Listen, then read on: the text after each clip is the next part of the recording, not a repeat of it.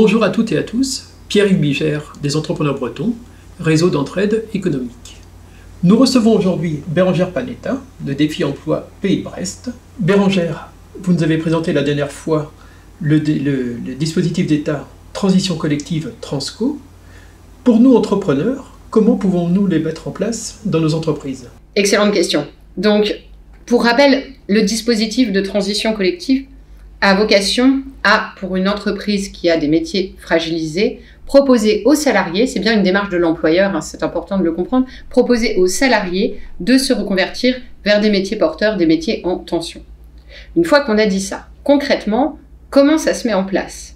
Déjà, comment j'identifie mes métiers fragilisés? Là, le champ est libre. Chaque entreprise va pouvoir dire, pour telle ou telle raison, que ce soit la crise ou des mutations technologiques, je vais avoir des métiers fragilisés dans mon entreprise, je vais avoir des savoir-faire qui risquent d'être un petit peu obsolètes. Donc le champ est libre. Il y a juste une information, consultation qui va être faite auprès du CSE.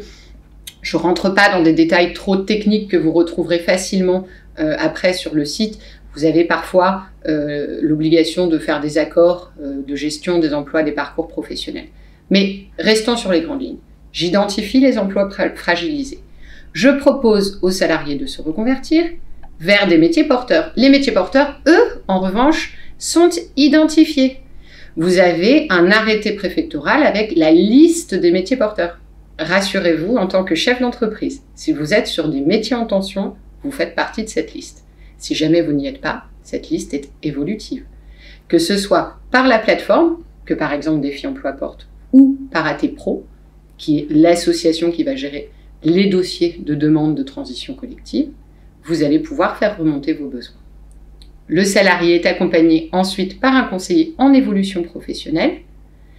Il va monter son dossier, il va effectuer sa formation certifiante, puis intégrer une entreprise sur des métiers en tension ou réintégrer son poste. Et ça, c'est la sécurité sur son ancien poste de travail. Le salarié est totalement sécurisé dans cette démarche puisque l'intégralité de son salaire est maintenue, le coût de la formation est pris en charge à 100% par l'État et pour l'entreprise, le reste à charge pour une entreprise de moins de 300 salariés par exemple est de 0 €.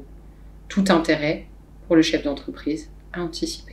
Vous m'avez entendu parler de plateformes Transco et d'ATPro. Très certainement, vous vous demandez pourquoi des plateformes, puisqu'il existe des associations qui gèrent tous les dossiers de transition collective.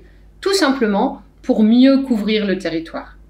On n'a pas voulu laisser une plateforme isolée qui serait à Rennes. Chaque territoire s'est doté de plateformes qui sont au plus proche des entreprises et des besoins, pour pouvoir mettre en relation les entreprises entre elles. Donc finalement, les plateformes, elles servent à quoi? Elles servent à informer, communiquer sur le dispositif de transition collective et après, faire se rencontrer les entreprises entre elles.